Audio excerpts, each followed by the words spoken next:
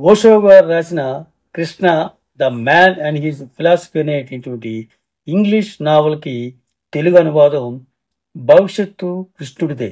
కృష్ణతత్వం 1వ భాగంలో ఆధ్యాత్మికత, మతం, రాజకీయం అనేటువంటి భాగంలో కంటిన్యూషన్ భాగం. ఇది పార్ట్ 5 అన్నమాట. ఈ వీడియోలో మనం తెలుసుకోబోతున్నటువంటి ప్రశ్న: ఒకసారి కృష్ణుడు ద్వారకా వెళుతుండగా అతడు కుంట అనే భక్తుడిని కలుస్తాడు. కుంట బాధను, దుఃఖాన్ని వరంగా కోరతాడు. అయితే కృష్ణుడు నవ్వుతాడే తప్ప అలాంటి కోరిక సరైనది కాదని కూడా చెప్పడు. దీని అర్థం ఏమిటి? సమాధానం: భక్తుడు బాధ కోసం ప్రార్థిస్తే అది చాలా అర్థవంతంగా ఉంటుంది. దానికి కారణాలు ఉన్నాయి. సంతోషం కోసం ప్రార్థించడం కొంతవరకు స్వార్థం అనిపిస్తుంది. ఎవరైనా దేవుణ్ణి సంతోషం కోసం ప్రార్థిస్తే అతడు నిజంగా దేవుణ్ణి అన్వేషించడం లేదు. అతడు సుఖాన్ని మాత్రమే అన్వేషిస్తాడు. అతడి ప్రార్థనకు దేవుడితో పని లేదు. అతడికి సుఖం మాత్రమే కావాలి. అతడు దేవుడు లేకపోయినా సుఖాన్ని పొందగలిగితే సంతోషంగా దేవుణ్ణి వదిలి నేరుగా సుఖం వైపు వెళ్తాడు. అతడు దేవుణ్ణి ఎందుకు ప్రార్థిస్తాడంటే అతడి ద్వారా సుఖాన్ని పొందొచ్చు అన్న అతని నమ్మకం వల్ల మాత్రమే. అతడు దేవుణ్ణి ఒక సాధనంగా వాడుతాడు అంతే. సుఖం అతడి ధ్యేయంగా, లక్ష్యంగా ఉంటుంది. అందుకే నిజమైన భక్తుడు సుఖాల కోసం ఎన్నడూ ప్రార్థించడు. ఎందుకంటే అతడికి దేవుడి కంటే ఏది ఎక్కువ కాదు, తన సుఖం కూడా. భక్తుడు సుఖం కోసం ప్రార్థించాడంటే దాని అర్థం, నీవు నాకు దుఃఖాన్ని ఇచ్చినా అది మరెక్కడి నుంచో వచ్చిన ఆనందం కంటే కూడా చాలా ఉత్తమంగా ఉంటుంది అని దేవుడికి చెప్తాడు. భక్తుడు ప్రపంచం నుండి వచ్చే సుఖాల కంటే దేవుడి నుండి వచ్చే దుఃఖానికి ఎక్కువ ప్రాధాన్యత ఇస్తాడు. ఇప్పుడు ఇతడికి దేవుడి నుండి దూరంగా వెళ్ళే అవకాశం లేదు. మనిషికి దుఃఖం నుండి దూరంగా సుఖం వెంట పరిగెత్తే అలవాటు ఉంది. సుఖాన్ని కోరుకునే భక్తుడు దేవుడికి దూరం కావచ్చు, కానీ బాధలను కోరుకునేవాడు దూరం అవడు. ఇప్పుడు అతడు అన్ని బంధాలను తెంచుకున్నాడు. బాధల కోసం చేసే ప్రార్థన అపరిమితమైన ప్రాధాన్యత గలది. మనుషులు దేన్ని వదిలించుకునేందుకు ఏమైనా చేస్తారో దాన్నే అతడు అడుగుతున్నాడు. నిజమైన భక్తుడు దుఃఖాన్ని అడుగుతాడు. దుఃఖం కోసం చేసే ప్రార్థనకు మరొక పార్శ్వం ఉంది. ఇలాంటి ప్రార్థనను మీరు ధైర్యంగా చేయొచ్చు. ఎందుకంటే దేవుడు ఎప్పుడూ మీకు బాధను ఇవ్వడు. అతడు ఎప్పుడూ ఆనందాన్నే బహుమతిగా ఇస్తాడు. భగవంతుడి నుండి వచ్చేది ఆనందం మాత్రమే అయినప్పుడు దాన్ని అడగటం ఎందుకు? సంతోషాన్ని ఇవ్వలేని వారి నుండి దాన్ని అడగడంలో అర్థం ఉంది. దేవుడిని బాధల కోసం ప్రార్థించడంలో ప్రమాదం లేదు. ఎందుకంటే అతడు దాన్ని ఇవ్వలేడు. అతడు ఇవ్వగలిగింది ఒక్క బహుమతి మాత్రమే, అదే ఆనందం. ఈ భక్తుడు దేవుడితో తెలివిగా వ్యవహరిస్తున్నాడు. అతడితో హాస్యం ఆడుతున్నాడు. ఇతడు నిజానికి దేవుడితో, నేను సంతోషాన్ని అడగను, ఎందుకంటే నీవేదిచ్చినా అది ఆనందంగానే ఉంటుంది, అందుకే దానికి వ్యతిరేకమైన దాన్ని అడుగుతున్నాను అంటాడు. అతడు దేవుడిని ఇరుకుని పెడుతున్నాడు. ప్రేమ సంబంధాల్లో ఇది ఎప్పుడూ జరుగుతూనే ఉంటుంది. ప్రేమికులు పరస్పరం హాస్యం ఆడుకుంటారు. ఒక రకంగా భక్తుడు దేవుడిని విక్రిస్తున్నాడు. ఎందుకంటే అతడు సర్వశక్తి సంపన్నుడైన అతడు తన ప్రేమికుల్ని బాధించలేదు. వేరే కారణాలు కూడా ఉన్నాయి. అవి మానసికమైనవి. సుఖం అశాశ్వతమైంది, అది వస్తుంది పోతుంది. అయితే దుఃఖం ఎక్కువ కాలం ఉంటుంది.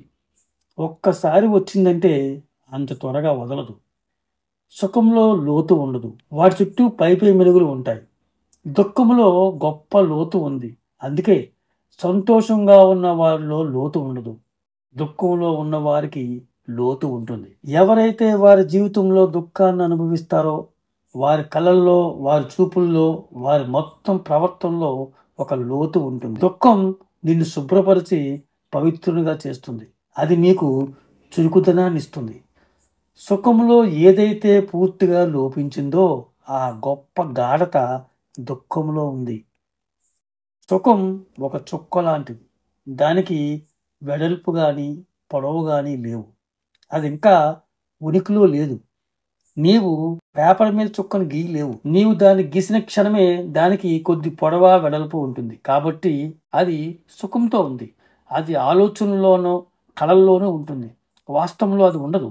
అందుకే సుఖాల కోసం ప్రార్థించడంలో అర్థం లేదు. భక్తుడు తనకు సహన శక్తిని ఇచ్చేదాన్ని, ఎన్నటికీ నశించిన దాన్ని, తన ఉనికికి వైశల్యాన్ని లోతుని ఇవ్వగల దాన్ని అడిగాడు.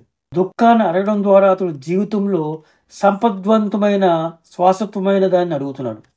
చివరి విషయం, నీవు ప్రేమించిన వారి నుండి పొందే దుఃఖంలో కూడా ఒక రకమైన ఆనందం ఉంది. మనం ప్రేమించిన విషయం నుండి వచ్చిన సుఖంలో కూడా సంతోషం లోపించి ఉంటుంది.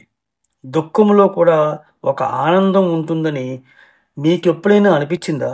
ఈ ఆనందానికి తమను తాము కొట్టుకోవటం ద్వారా, హింసించుకోవటం ద్వారా మనుషులు పొందే మోసోచిస్ట్ అంటే స్వయం హింసకుడు. ఆనందానికి ఏ సంబంధం లేదు. తనను తాను బాధించుకొని హింసించుకుంటూ ఆనందాన్ని అనుభవించేవాడు మసోచిస్ట్. గాంధీజీ అలాంటి మసోచిస్ట్. భక్తుడు కోరుకునే బాధ మసోచిస్టు ఆనందానికి పూర్తిగా భిన్నమైంది. అతడి ప్రేమలోని బాధ గురించి మాట్లాడుతున్నాడు. అది ప్రేమికులకు మాత్రమే తెలుసు. ప్రేమలోని బాధ చాలా గాఢమైంది. సాధారణ బాధ ప్రేమ బాధల హృదయాన్ని ఆవరించేది కాదు. ప్రేమలోని బాధతో ప్రేమికుడు నశిస్తాడు. సాధారణమైన బాధ అహాన్ని చెదరకుండా ఉంచుతుంది. సాధారణ బాధ వల్ల అహం ఏ విధంగానూ ప్రభావితం కాదు. కాబట్టి భక్తుడు తనను పూర్తిగా తుడిచిపెట్టే బాధ కోసం ప్రార్థిస్తాడు. అతడు ప్రేమ సంబంధమైన బాధ కోసం ప్రార్థిస్తాడు. అందుకే కృష్ణుడు కుంటుడి ప్రార్థన విని ఊరికే నవ్వుతాడు. అతడు ఒక్క మాట కూడా చెప్పడు. కొన్నిసార్లు ఒక చిరునవ్వే, ముసిముసి నవ్వే మాటల కంటే ఎక్కువ చెప్పగలడు. ఎక్కడైతే చిరునవ్వు సరిపోతుందో అక్కడ మాటలను ఉపయోగిస్తే ఆట చెడిపోతుంది. అందుకే కృష్ణుడు ముసిముసి నవ్వును దాటి ఒక్క మాట కూడా చెప్పడు. ఎందుకంటే భక్తుడు తనను తెలివిగా ఇరికిస్తున్నాడని అతడికి తెలుసు. అతడు నిజంగా అతి ఉత్తమమైన దాన్ని, గొప్పదాన్ని అడుగుతున్నాడు. ఇక వివరించడానికి ఏమీ లేదు. మరొక ప్రశ్న, ఇదంతా పూర్తిగా విరుద్ధంగా తోస్తుంది. మీరు చాలాసార్లు కృష్ణుడి జీవితం వికసించిన పువ్వుల, నవ్వులతో నిండిన ఆటల, అసాధారణంగా అద్భుతంగా ఉందని, అతడిలాంటి ఇతరులు మసోచిస్టులుగా ఉన్నారని చెప్పారు. ఉదాహరణకు జీసస్ నవ్వగా ఎవరూ చూడలేదని అన్నారు.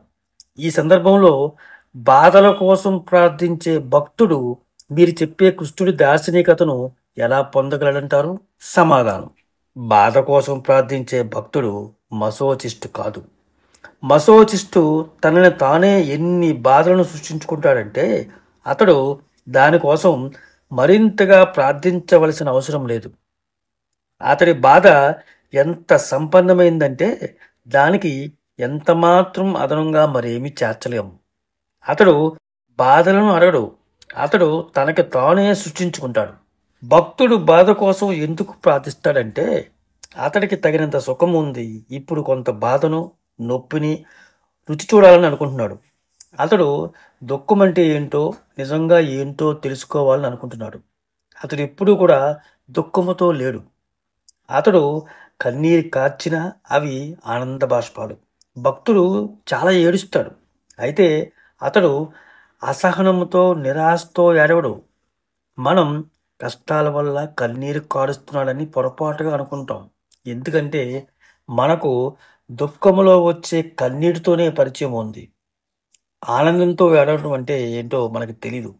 కన్నీళ్లు దుఃఖంతో మాత్రమే ముడిపడి ఉంటాయని మనం అనుకుంటాం. నిజానికి కన్నీళ్లకు బాధలతో, దుఃఖాలతో పని లేదు. కన్నీళ్లు ఉద్వేగాలను వ్యక్తపరుస్తాయి. ఉద్వేగం పొంగి పొరలటం, అది సంతోషానికి సంబంధించిన ఉద్వేగమా లేక మరో ఉద్వేగమా అనేది ముఖ్యం కాదు. ఏ ఉద్వేగమైనా ఒక పరిమితి దాటినప్పుడు అది కన్నీళ్ళ ద్వారా వ్యక్తమవుతుంది. మీరు మితిమీరిన దుఃఖంతో ఉంటే ఏడుస్తారు. మీరు మితిమీరిన ఆనందంతో ఉంటే కూడా ఏడుస్తారు. అతి కోపంలో కూడా కన్నీళ్ళు ఉబ్బుకు వస్తాయి. అయితే మనకు ఒకే రకం కన్నీళ్లతో పరిచయం ఉంది, కష్టాలలో కన్నీళ్లు. అందుకే మన మనసులో కన్నీళ్లకు, కష్టాలకు మధ్య ఒక సంబంధాన్ని ఏర్పరచుకున్నాం. అది నిజం కాదు. కన్నీళ్లు బాధలకే పరిమితమైనవి కావు. అవి తీవ్రమైన ప్రతి ఉద్వేగాన్ని వ్యక్తం చేయటానికే ఉన్నాయి. ఏదైనా ఒక ఉద్వేగం తీవ్రమైనప్పుడు అది కన్నీటి ద్వారా బయటపడుతుంది. భక్తుడు ఏడుస్తాడు, ప్రేమికుడు కూడా ఏడుస్తాడు. అయితే వారు ఎప్పుడు ఆనంద బాష్పాలనే కారుస్తారు. ఈ ప్రేమలోని బాధ, భక్తి, ఆత్మానందం.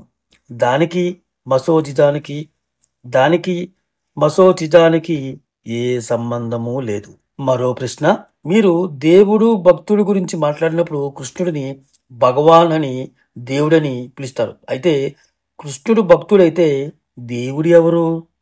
అతడు భక్తుడు కాకపోతే అతడు ఎందుకు భక్తిని పొగుడుతూ పాడతాడు? దీనికి సమాధానం వచ్చే వీడియోలో తెలుసుకుందాం.